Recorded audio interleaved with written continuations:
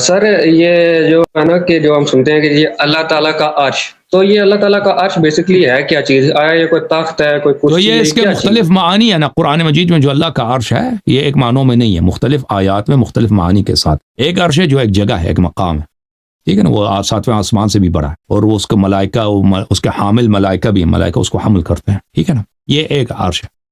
ایک عرش سے مراد ہے اللہ تعالیٰ کا علم ہے، اور وہ عرش جو جگہ ہے، جو مکان ہے، اللہ اس میں نہیں ہے کہ اللہ اس میں ہے. اللہ اس کا خالق ہے، اللہ نے اس کو برقرار رکھا ہوا ہے، اللہ اس میں نہیں. اور جو ملائکہ عرش کو حمل کرتے ہیں، جو مکان ہے اس کو اٹھائے ہوئے ہیں، تو وہ اس پہ اللہ نہیں ہے کہ اللہ کا کوئی کرسی ہے، اللہ اس پہ بیٹھا ہے، اس کو حمل کر رہے ہیں.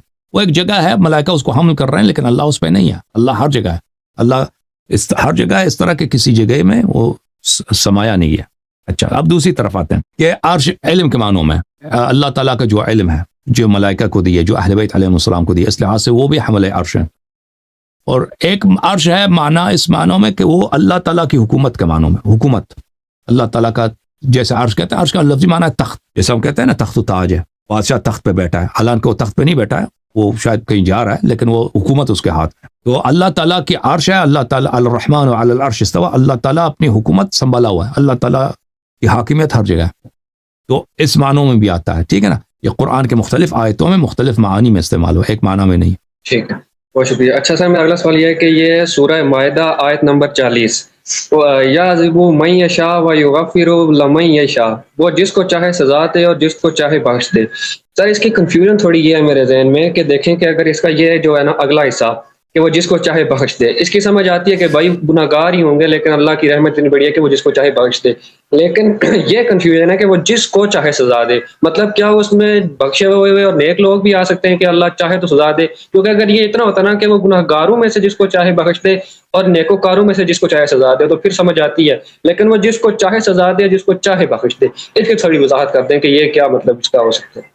یعذب من یشاء و یغفر لمن یشاء، جس کو چاہے یعنی گناہ کاروں میں سے جس کو چاہے وہ عذاب کر دے، اور جس کو گناہ کار کو وہ عذاب نہ کرے، اس کو بخش دے، ٹھیک ہے نا. اللہ تعالیٰ ان اللہ لا یظلم بل ان اللہ لیس بظلام للعبید، اللہ تعالیٰ کسی پہ ظلم نہیں کرتا، اپنے بندوں پہ ظلم نہیں کرتا. وما ربک بظلام للعبید، اللہ تعالیٰ کسی پہ ظلم نہیں کرتا. اس طرح تو نہیں کہ بے گناہ کو جس بے گناہ کو چاہے وہ عذاب کرے، اس طرح نہیں ہے. یعنی لوگ گناہ کار ہیں. الم تعلم ان اللہ له ملک السماوات والارض يعذب من يشاء ويغفر لمن يشاء، کیا تم نہیں جانتے کہ اللہ تعالیٰ کے لیے زمین آسمان کی بادشاہی ہے، وہ جس کو چاہے عذاب دے اور جس کو چاہے مغفرت کرے. یعنی گناہ کاروں میں سے جو مستحق عذاب ہیں، جس کو اس طرح نہیں کہ نبی صلی اللہ علیہ وسلم کو چاہے تو عذاب کر دے، نہیں، گناہ کاروں میں سے جو مستحق گناہ عذاب ہیں، اگر کسی کی مغفرت کرے تو مغفرت کرے، اور کسی کو چاہے عذاب دے تو عذاب.